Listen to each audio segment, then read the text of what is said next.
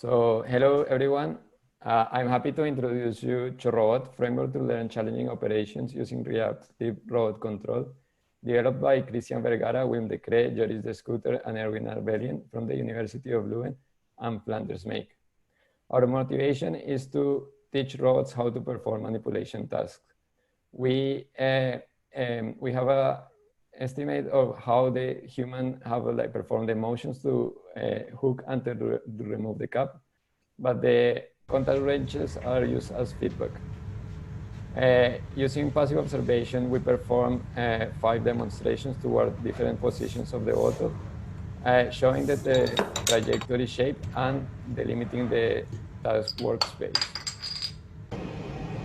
We run a baseline towards a contact ground truth, and the motion of the robot is driven by a degree of advancement that encodes the information of the position and the orientation evolution.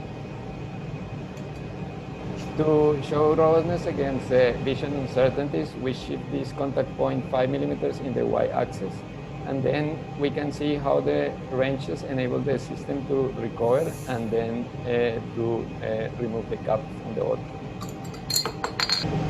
We run additional experiments shifting this contact point in different directions, and we can see how the contact wrenches enable the system to always align with the cap. Cristian, the noise is quite high. Yeah, you may want to switch that off. Yeah, thanks. Yeah, from the video. Yes, thanks. So I will try to maybe just. Is it better? Yeah, that's better. Yes. Okay, sorry, it was very high then. So then we can see how the robot is able to perform the task. During execution, we get the contact point using a commercial vision system. We use an artificial skin to interact with the robot, and then we perform the task towards different bottles, shifting the bottle in different positions. Remember that Belgium has more than 1,000 of beers, and we also generalize using a Colombian beer.